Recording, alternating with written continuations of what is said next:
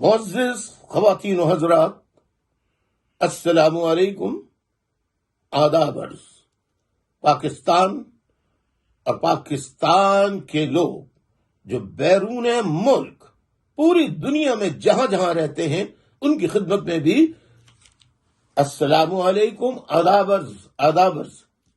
آج 1 فروری 2024 کی تاریخ ہے، 1 فروری 2024۔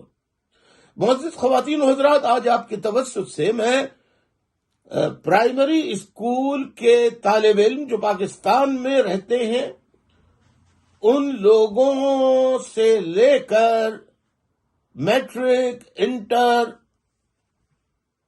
کالجز اور یونیورسٹیز، جتنی بھی یونیورسٹیز ہیں پاکستان میں، ان میں ایم ایس سی، ایم اے یا پی ایچ ڈی کرنے کے لیے جو جاتے ہیں ان کو پاکستان کی ابتدائی تاریخ نہیں معلوم، انہیں پاکستان کی اصل سیاست نہیں معلوم۔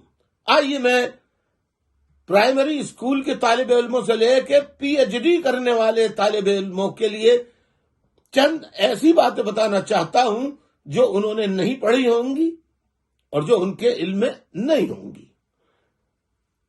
پاکستان 14 اگست 1947 کو بنا، انڈیا آزاد ہوا 15 اگست 1947 کو۔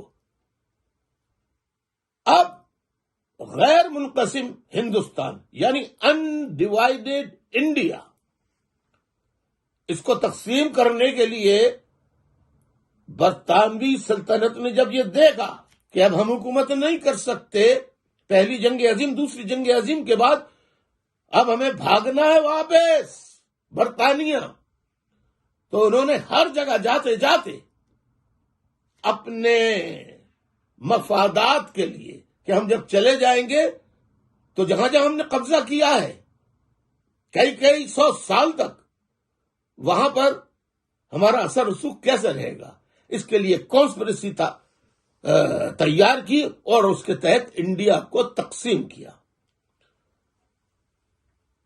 پاکستان جو 14 اگست کو بنا، انڈیا جو 15 اگست کو آزاد ہوا، ایک دن بعد۔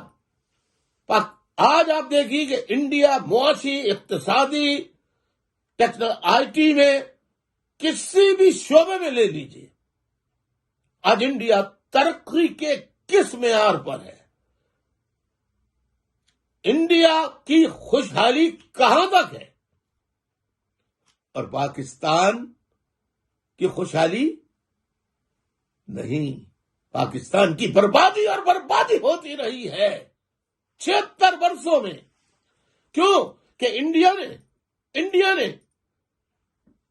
آزادی کے فوراً بعد اپنے ملک سے آؤٹ ڈیٹڈ میڈی ایول فیوڈل سسٹم، فرسودہ جاگیردارانہ، وڈیرانہ، نوابیت، سرداری سسٹم کو سرے سے ختم کر دیا اور جمہوریت قائم کی۔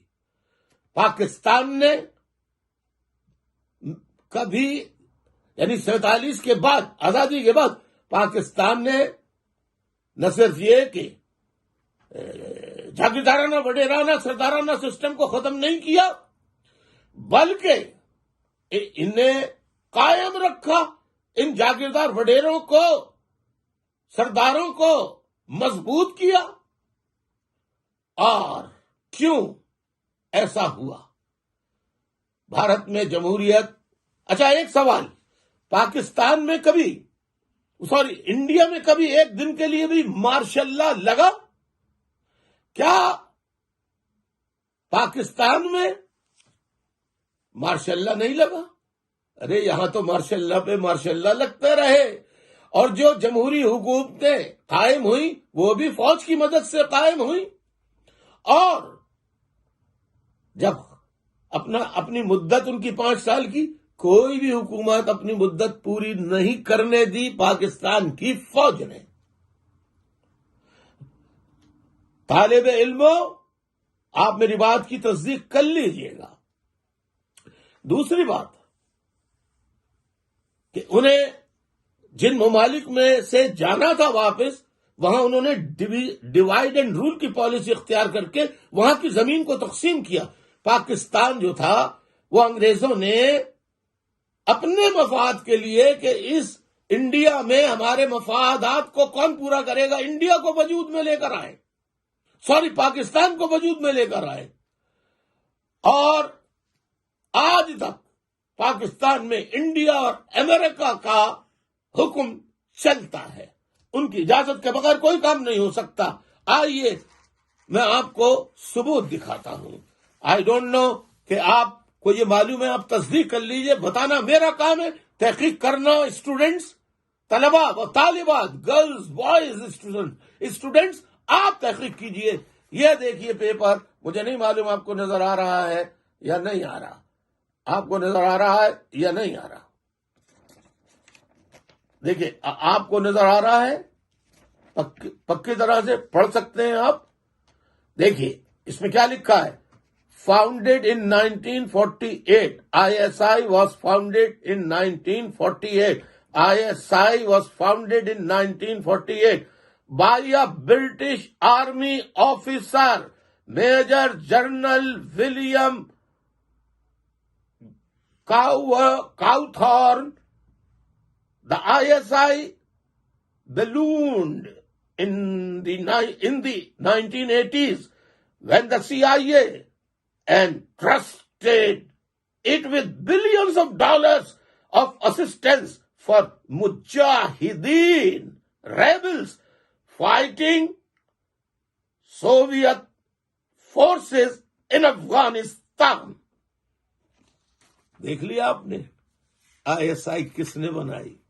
آج تک ISI ان بیرونی امریکہ اور پاکستان کے اشاروں اور احکامات پر چلتی ہے۔ آئیے اب میں آپ کو بتاتا ہوں را اور پاکستان میں کیا فرق ہے۔ یہ دیکھیے ڈفرنس نظر آ رہا ہے، ڈفرنس بٹوین را اینڈ ISI۔ را از ہیڈڈ بائی، ذرا غور سے سنیے، RAW را is headed by a civilian official, whereas ISI is led by military personnel. ISI is formally a part of Pakistani military.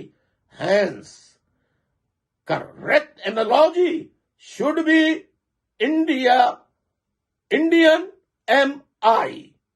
RAW, raw, by and large, works outside the boundaries of India, whereas ISI handles internal issues as well. فرق دیکھا؟ ایک کا سربراہ civilian ہوتا ہے اور دوسرے کا سربراہ فوج کا ہوتا ہے۔ را انٹرنل پالیٹکس میں انوالو نہیں ہوتی، جبکہ را انوالو نہیں ہوتی، RAW انڈیا کی را انوالو نہیں ہوتی، پاکستان کی ہوتی ہے۔